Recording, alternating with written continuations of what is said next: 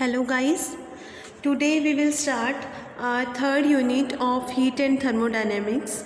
Our third unit is thermodynamic potentials. So firstly बेटा हमें ये पता होना चाहिए कि थर्मोडायनेमिक पोटेंशियल्स क्या होते हैं। देखिए किसी भी सिस्टम की थर्मोडायनेमिकल स्टेट की कंप्लीट नॉलेज के लिए हमें कुछ ना एक जो है एनर्जी टर्म्स की ज़रूरत पड़ती है। अब वैसे तो हमारे पास कोऑर्डिनेट्स हैं, जो हमारे पास नॉर्मल जो कोऑर्डिनेट्स हैं ना थर्मोडायनेमिकल, वो हैं pressure, temperature, volume and entropy, PTVS। तो इन चारों का कंबाइंड यूज़ करके कुछ एनर्जी टर्म्स को जो है वो फॉर्म किए जाते हैं, ठीक है। और उन एनर्जी टर्म्स को कहा जाता है थर्मोडायनेमिकल पोटेंशियल्स या फिर थर्मोडायनेमिक फंक्शंस भी कहते हैं। इनको पोटेंशियल्स क्यों कहते हैं? देखिए पोटेंशियल इसलिए कहा जाता है क्योंकि दो स्टेजेस के बीच का इनका जो डिफरेंस होता है ना, वो एक स्टेट से दूसरे स्टेट तक का जो वर्क डन हुआ होता है वो बताता है। तो वर्क डन की फॉर्म में हम इसको मेजर करते हैं, that's why it is called thermodynamic potentials. Okay, तो ये बहुत इंपॉर्टेंट होती हैं एनर्जी टर्म्स जो हैं, बिकॉज बहुत सारी इक्वेशंस इनका यूज़ करके डिराइव की जाती हैं। बहुत सारी इक्वेशंस वो बेसिक जो एनर्जी टर्म्स हैं उनका यूज़ करके हम डिराइव कर सकते हैं। तो हम वन बाय वन बेटा इन एनर्जी टर्म्स को डिस्कस करेंगे। जैसे फर्स्टली हम बात करेंगे इंटरनल एनर्जी की। तो एक एनर्जी टर्म है हमारे पास इंटरनल एनर्जी, ठीक है। इसका जो सिंबल है वो कैपिटल U है, ठीक है। सॉरी। तो जो इंटरनल एनर्जी है किसी भी सिस्टम की, ये थर्मोडायनेमिक स्टेट पे डिपेंड करती है और ये सिस्टम की स्टेट का सिंगल वैल्यूड फंक्शन होता है।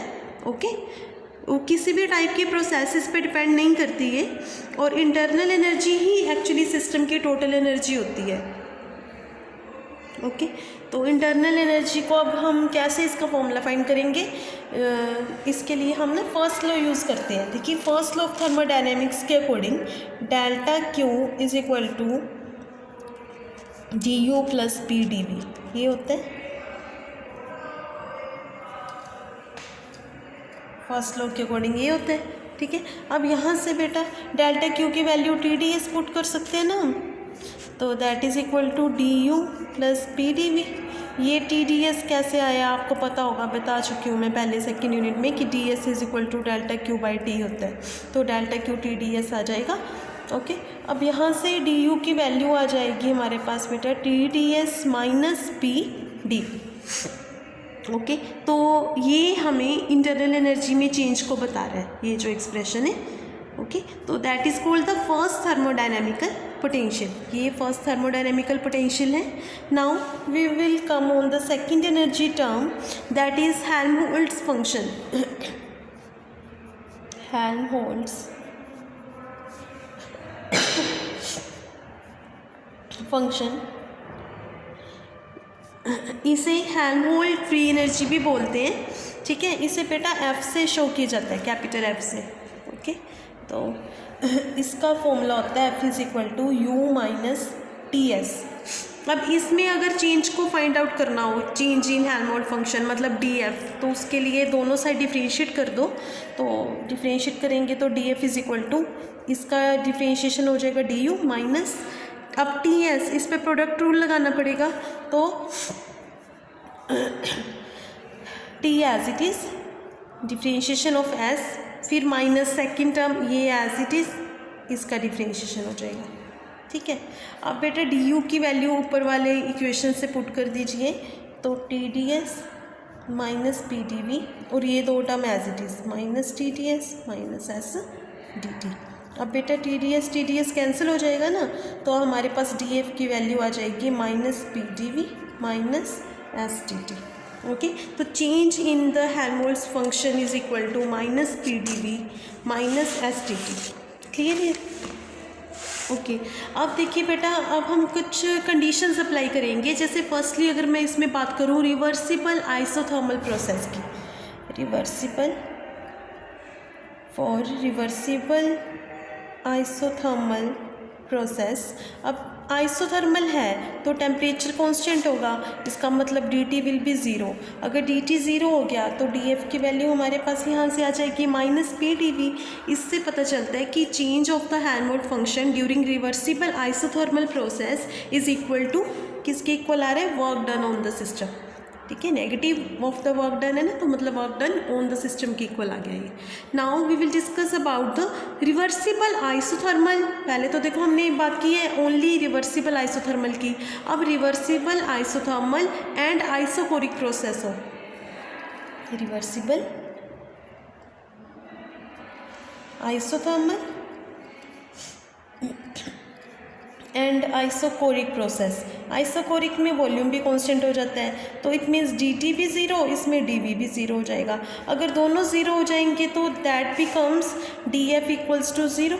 ठीक है, तो df ज़ीरो हो गया। इसका मतलब क्या हुआ बेटा कि आइसोथर्मल आइसोकोरिक प्रोसेस के लिए हमारे पास हेल्महोल्ट्ज फंक्शन जो होता है वो चेंज नहीं होता, बिकॉज इस केस में change in Helmholtz function will be zero, मतलब फंक्शन इसमें कॉन्स्टेंट है।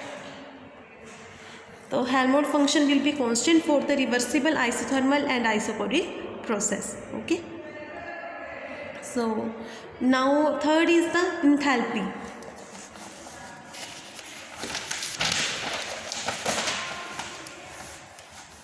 थर्ड हमारे पास जो एनर्जी टर्म है दैट इज एंथैल्पी। ओके, इसको टोटल हीट भी बोलते हैं। ये बेटा थर्मोडायनेमिकल सिस्टम की स्टेट का फंक्शन है। ठीक है, और ये इंटरनल एनर्जी और देखिए इसका जो फॉर्मूला होता है ना वो होता है U + PV। तो ये किसके इक्वल है, इंटरनल एनर्जी और प्रेशर एंड वॉल्यूम के प्रोडक्ट की क्वांटिटी का जब दोनों का एडिशन कर देंगे तो इसके इक्वल होता है। अब इसमें भी चेंज अगर निकालने तो दोनों साइड डिफ्रेंशिएट कर दो, तो DH is equal to DU + PdV + VdP, क्योंकि यहाँ पे बेटा प्रोडक्ट रूल लगाना पड़ेगा ना, दो फंक्शन है P और V। ओके, तो du की वैल्यू पुट कर देंगे जो हमने पहले वाले उसमें एक्सप्रेशन में फाइंड की थी। तो du हमारे पास था TdS - PdV था, यहाँ पे पुट कर दो, तो DH is equal to TdS - PdV + PdV + VdP। Okay, तो बेटा ये कैंसिल आउट हो जाएंगे ना, DH आपके पास आ जाएगा TdS + VdP। ओके, इतना क्लियर है। अब देखिए, अब TdS को हम क्या लिख सकते हैं, डेल्टा Q, तो DH is equal to delta Q + VdP।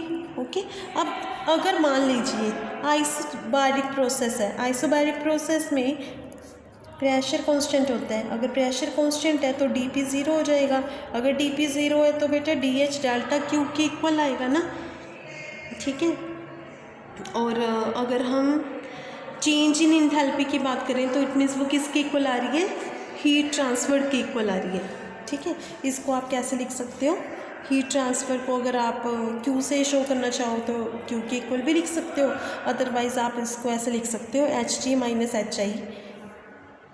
ठीक है, मतलब कि फाइनल जो उसकी टर्म है, या इसको आप ना T की बजाय चाहे F से फाइनल से दिखा दो। बुक में इसको T से शो कर रखा है जो इसका फाइनल वैल्यू है। Final value minus initial value करते हैं हम, आप चाहे T की बजाय F लिख सकते हो। Final value minus initial value is equal to CP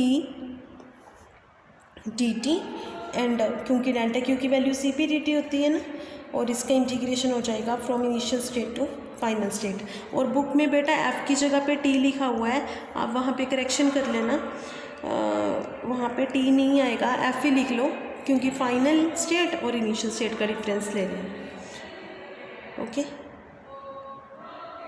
तो अब है बेटा हमारे पास फोर्थ है गिब्स फ्री एनर्जी, या इसे गिब्स पोटेंशियल भी बोलते हैं। गिब्स पोटेंशियल या फिर गिब्स फ्री एनर्जी या फिर गिब्स फंक्शन, इसकी वैल्यू होती है H - TS, और फिर दोनों साइड डिफ्रेंशिएशन करेंगे तो DG is equal to DH - TdS - STT।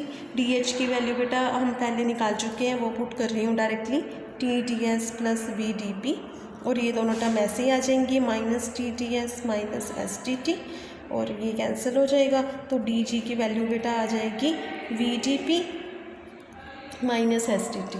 Okay, अब देखिए अगर आइसोथर्मल आइसोबैरिक प्रोसेस है, आइसोथर्मल एंड आइसोबैरिक बोथ, तो उसका मतलब क्या हुआ, आइसोथर्मल के लिए तो टेम्परेचर कांस्टेंट होता है, डी टी ज़ीरो हो जाएगा, और आइसोबैरिक भी कह रहे हैं तो डी पी भी ज़ीरो हो जाएगा। तो दिस इम्प्लाइज उस केस में D G equals to zero आएगा ना, इसका मतलब यहाँ पे गिब्स फंक्शन कांस्टेंट आएगा। तो reversible isothermal and isobaric process के लिए गिब्स फ्री फंक्शन जो है, ये गिब्स फंक्शन जो है दैट बिकम्स कांस्टेंट। ओके, तो ये बेटा हमने जो 4 एनर्जी टर्म्स हैं उनके बारे में डिस्कस किया। Thank you.